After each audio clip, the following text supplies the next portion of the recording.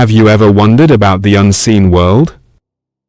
A realm that exists all around us, yet remains hidden from human eyes. Whispers in the dark, shadows in empty rooms. For many, these are just ghost stories. But in Islam, they are very real. They are called the Jinn. For centuries, people have spoken of mysterious beings made from smokeless fire. They live among us, yet remain invisible. They eat, sleep, marry, and even practice religion, just as we do. But their lives span thousands of years, and their powers allow them to take on forms that humans can hardly imagine. In this series, we will explore their world not through legends or folklore, but through accounts supported by the Quran, Hadith, and historical sources. You are about to hear one of the most extraordinary testimonies ever recorded. The story of a Muslim Jinn, told in his own words. The story starts from a book published in 1985, titled Dialogue of a Journalist with a Muslim Jinn, Hiwar al-Sahafi, Ma'a al-Jinn al-Muslim. Its author, Muhammad Isa Daud, was a respected Egyptian journalist and lecturer at Cairo University. In the book, he records a series of remarkable conversations with a Muslim Jinn. Before sharing those words, one important disclaimer: it is not possible for humans to confirm whether everything a Jinn says is true or false. They belong to the unseen world, and their reality is known fully only to Allah. And none of the images shown in this video are real. However, Isa Daud carefully checked the Jinn's statements against the Quran and Hadith, and everything aligned with authentic sources. This makes the testimony you are about to hear even more extraordinary. The Jinn introduced himself as Ibn Kanjur. Ibn, in Arabic, means son of. The name Kanjur is not Arabic at all. It is actually an Arabized form of the English word conjurer, which means one who calls upon spirits. In other words, his name literally meant son of the conjurer. When Isa Daud asked his age, the Jinn hesitated. "Promise me," he said, "that you will not harm me." Only after receiving that assurance did he reveal, "In human years, I appear to be just 15 or 16, but in truth, I am 180 years old." Shocked, Isa pressed further, "How long do your people live?"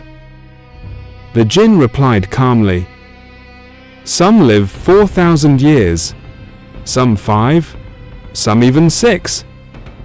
Rarely, a Jinn may survive for 7 or 8,000 years. My own father lived 950 years before he was killed in battle.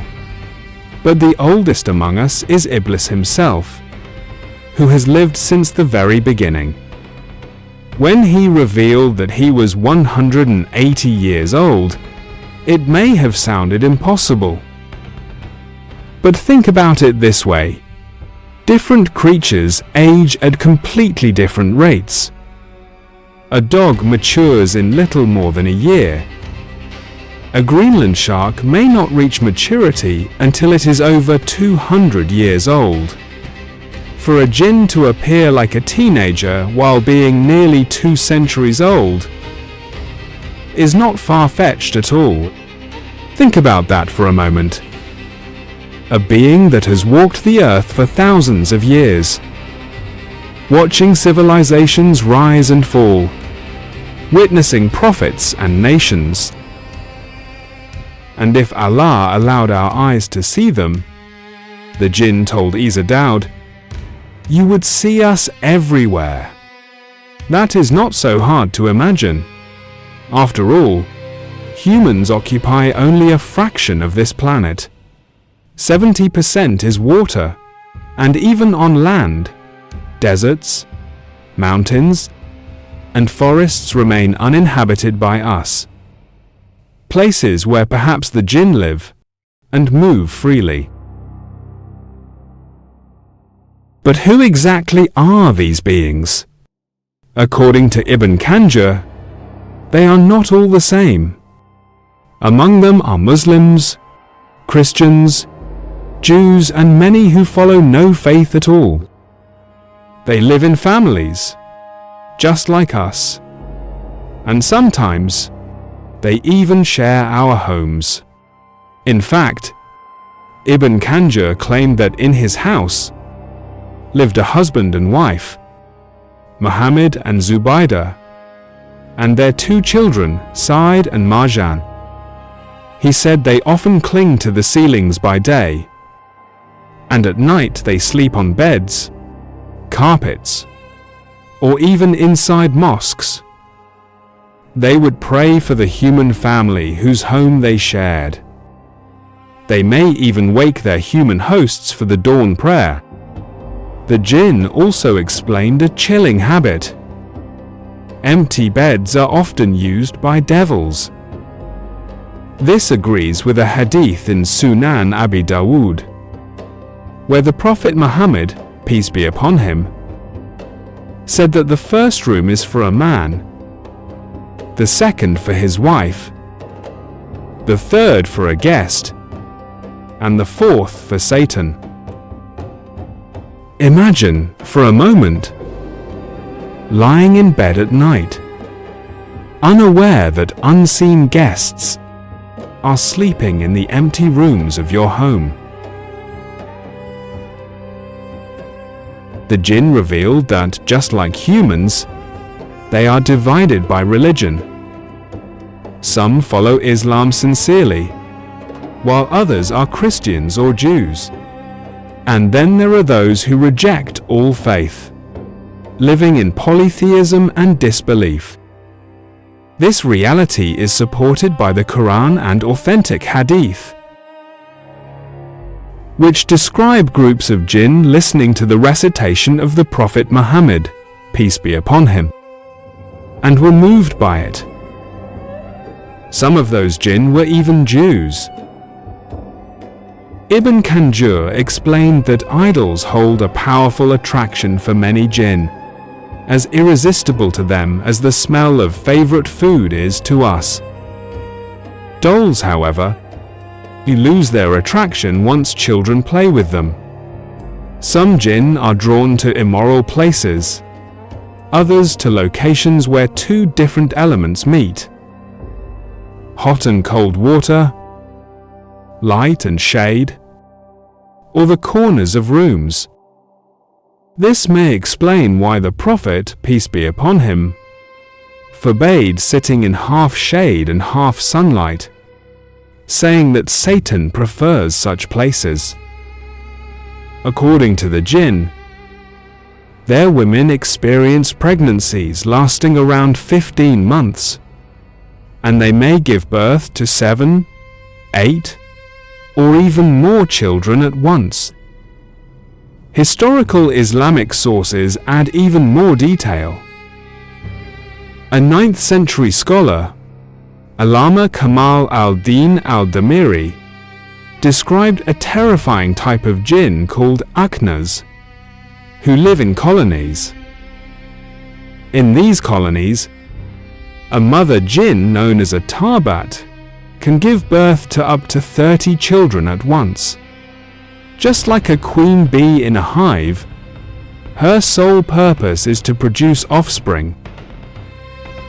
Each of her children, however, is described as a fierce enemy of humans.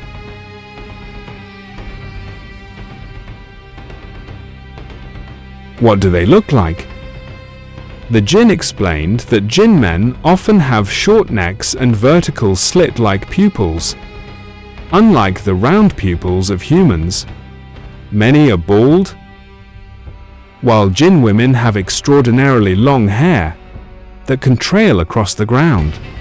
Their skin comes in many colors: red, black, brown, and even shades invisible to human eyes. Some jinn have wings and can fly, while others appear in the form of snakes and dogs. Dogs with white markings around their eyes, he said, are among the most powerful of devils. Changing form is not easy for them. Ibn Kanjur explained that when jinn transform into another shape, it is an excruciatingly painful process. Returning to their natural form is equally painful. Because of this, they do not manifest often. Islamic history contains chilling stories of jinn caught in the middle of this painful transformation, sometimes even dying in the process. Humans often imagine all jinn as terrifying and hideous, and while many are, the jinn insisted that some among them are so breathtakingly beautiful that if humans were to see them, they would forget the meaning of beauty altogether. The Quran itself records the famous Laylat al-Jinn, the night of the jinns. This occurred when the Prophet Muhammad, peace be upon him, was praying in Wadi Nakhla after returning from Ta'if. A group of jinn from the city of Nasibin overheard his recitation of the Quran. They were so moved that they hurried back to their people to share what they had heard.